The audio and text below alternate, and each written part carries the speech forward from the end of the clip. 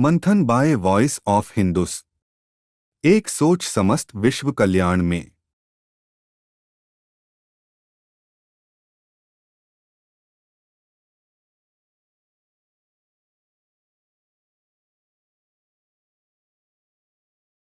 सभी को मेरा नमस्कार।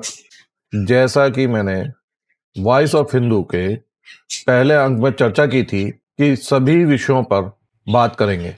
लीजिए, हमारा प्रथम अंक का प्रयास सनातनियों के विचार, जिसमें सबसे पहले श्री रामराज जी, जो कि पेशे से डेंटर हैं, उनके दोहे में ये कहना है कि ये संसार एक वृक्ष के समान है जिसकी त्रिदेव शाखाएं हैं और शाखाओं पे लगे हुए पत्ते हम पत्ते उगते हैं वसंत में और फिर अपने पूर्ण जीवन करते हुए पतझड़ में उस दाल को पकते ही छोड़ देते हैं। नाम एक वृक्ष है, निरंजन उसकी डाल, त्रिदेवा शाखा भय, पत्र भया संसार।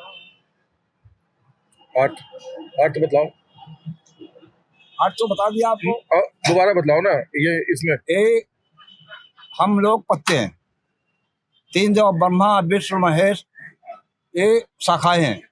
पेड़ के तने से होता है और शाखाएं उनकी, और सतनाम जो कितने ऊपर बैठा हो उसको कोई अंत नहीं है। इसका मतलब ये होता है। उनके दूसरे दोहे में वह कहना चाहते हैं कि एक बकरी जो कि जीवन भर अपने जीवन के लिए सिर्फ पत्ते खाती है, किसी पे कोई अत्याचार नहीं करती, लेकिन हम मनुष्य उसे चीर फाड़ के उसका भोजन कर लेते हैं। उसकी वजह से हम जब ऊपर चाहेंगे तो फिर हम कहाँ जाएंगे उसके लिए? उस निर्जीव के, उस बेजुबान की हत्या करके भोजन करने पर हमें कहाँ, कौन सा नर्क मिलेगा, यह कुछ बतलाने की कोशिश कर रहे हैं। पाती खास है, ताकि काढ़ी खास, जो न बकरी खास है उस पर कौन सवाल। अर्थ मतलब कि एक बकरी होती है, खाली पत्ते खाती है, किसी जीव हत्या नहीं करती, चारा खाती है, उसको लोग खाद खींच खा लेते हैं। जो इंसान बकरी खा रहा है उसका क्या हाल होगा ऊपर जाकर।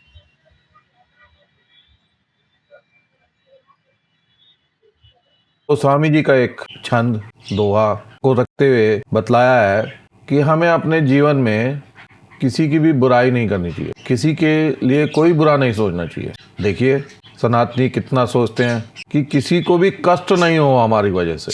कष्ट की बात कर रहे हैं, हमारे धर्म में सभी को इतना अच्छा माना है कि हम उस किसी के लिए भी कोई ऐसी बात ना करें, हमारे व्यवहार में कुछ ऐसा ना हो जिसकी वजह से किसी को कष्ट हो।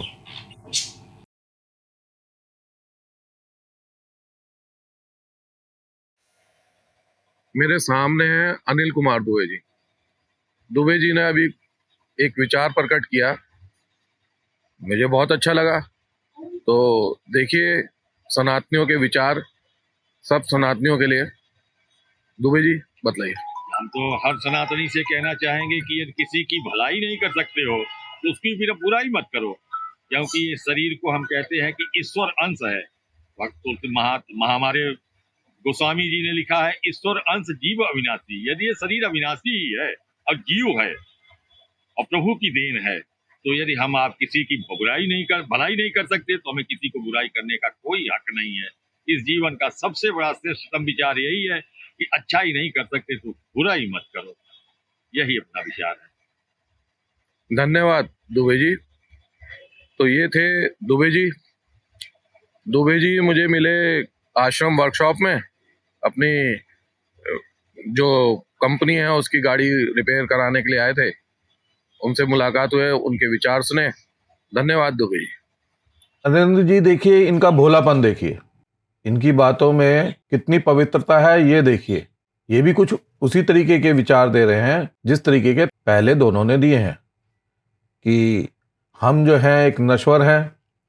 आज हमें मनुष्य का जीवन मिला हुआ है जिसको हम ईश्वर का ध्यान रखते हुए हर काम को करेंगे तो हम किसी को भी कोई दुख तकलीफ नहीं दे पाएंगे। हमारे नरेंद्र भाई बल्लभगढ़ से आते हैं, आश्रम वर्कशॉप में मैकेनिक का काम करते हैं, सनातनी है, बहुत प्यारे इंसान है और ये कुछ अपने विचार व्यक्त करना चाहेंगे। बोलिए नरेंद्र भाई। ईश्वर अंश जीव अविनाशी। हमारे अंदर जो ईश्वर है, ईश्वर ही सत्य है। ये शरीर तो सिर्फ एक नश्वर है, मतलब ये तो आता जाता रहता है कपड़े की तरह। ईश्वर को साक्षी मान के ही हर आदमी को अपना काम करना चाहिए। ये जो हमारा जो शरीर है नश्वर है, ये इस पे इतना घमंड और अहंकार नहीं करना चाहिए कभी जिंदगी में भी। अगर जो आदमी अहंकार जैसे रावण ने किया था, उसका सारा कुछ हो गया। इसलिए ईश्वर ही सत्य है। ईश्वर को सत्य मानो, ईश्वर को साक्षी मानो। जो भी कर्म करना है वो ईश्वर को साक्षी मान के ही करना चाहिए हमें। कभी भी हम जिंदगी में असफल नहीं होंगे। और जिंदगी तो एक दिन और रात्रि की तरह है। आज इंसान का शरीर हमें मिला हुआ है, कल को किसी जानवर का भी मिल सकता है, परसों किसी दूसरे जीव का भी मिल सकता है। इसीलिए ईश्वर ही सत्य रहेगा। बाकी शरीर तो ये आनी जानी एक दिन और रात्रि की तरह है। आज हमें ये मिला हुआ है, कल को कोई और मिलेगा। 84 लाख योनियां हैं, पता नहीं कितने सालों तक हमें इसमें जन्म लेते लेते लेते लेते घूमते फिरते रहना पड़ेगा। इसीलिए जो भी कार्य करना है ईश्वर को साक्षी मानो और उसी के नाम से जो काम करना है उसी के नाम से काम करो। जय श्री राम। बहुत बढ़िया नरेंद्र भाई, आपके लिए धन्यवाद। आप अच्छे सनातनी हैं, आपने बहुत अच्छा किया, बहुत अच्छा बतलाया, आपका धन्यवाद। ऑटो ड्राइवर है। मैं आश्रम रेड लाइट पे खड़ा था तो वेदपाल जी ने अचानक ही बिना कुछ ये कहे सुने अपने विचार व्यक्त करने शुरू कर दिए। यहाँ एक खास बात हुई, शायद हो सकता है आपको इस रिकॉर्डिंग में कुछ सुनाई दे, कि कुछ शैतानी लोगों ने बीच में व्यवधान यानी इंटरप्शन करने के लिए कुछ कुछ बोले पीछे से, परंतु वेदपाल जी बोलते रहे और मैं उन्हें रिकॉर्ड करता रहा। थोड़ी देर बाद उनको भी इसमें मजा आने लगा और वह लोग दाएं बाएं खड़े होके हमें एंजॉय करने लगे।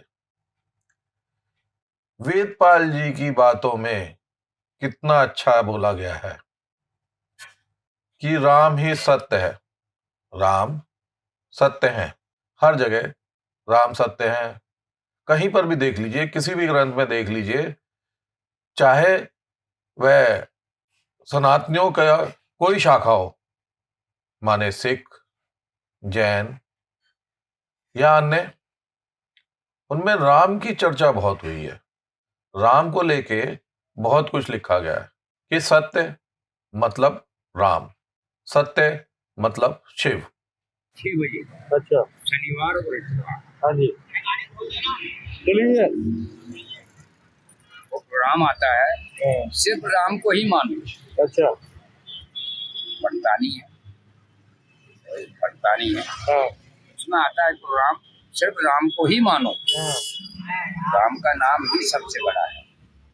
और वो कहती है भगवान का नाम लो, हाँ, आपके सारे कष्ट दूर होंगे, हाँ, उनको मानो। जी, कोई नहीं, संसार में राम ही सबसे बड़े हैं। हाँ, उसको कह मत।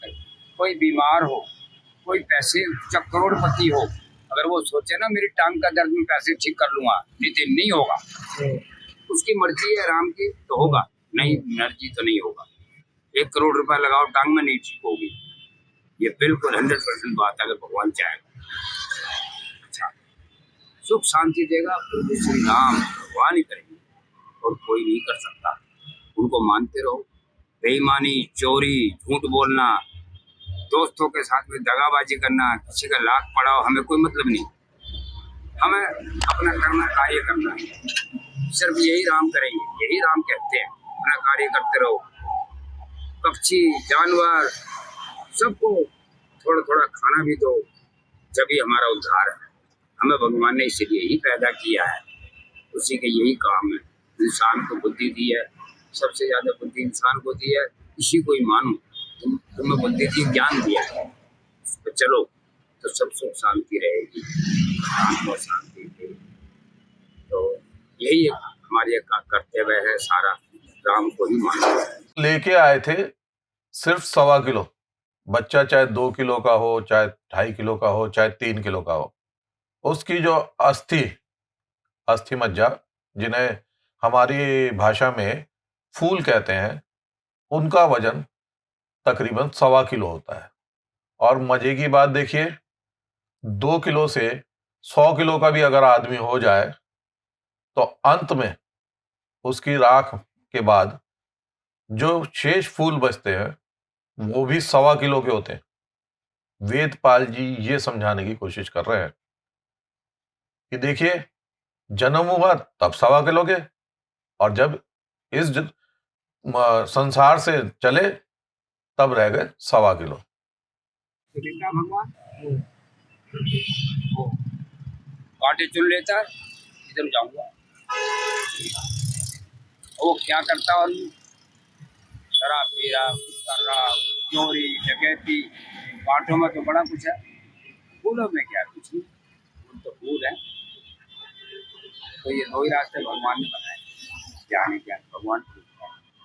और जब वो पैदा होता है तो उसके जो फूल होते हैं ना, 1.25 किलो जब वो पैदा होता है, और जो मरता है वो फूल भी 1.25 किलो के होते हैं। हाँ, क्या बात है, क्या बात है। कुछ मिलेगा उसके अंदर, सोना चांदी रुपया पैसा कुछ नहीं मिलेगा, वजन नहीं मिलेगा, 1.25 किलो की मिलेगी। वो जरा से बहुत थैली में आते हैं, उनको तोलो, सुबह के तोलो, तो 1.25 किलो से ज्यादा नहीं, ना बहुत कुछ बढ़िया आया है ना जाएगा। वही 1.25 किलो है जो लाया था, और वही 1.25 किलो है जो लेके जाएगा।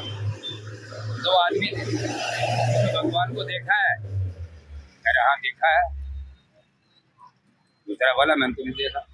तो यही तो नहीं पता है, अरे वो जितना देता है उतना ही होता है, फालतू नहीं होता है। मैं खेत में 1.5 मन उगा दूंगा, नहीं, अगर उसकी इच्छा हो तो उगेगा, और नहीं तो एक मन ही उगेगा।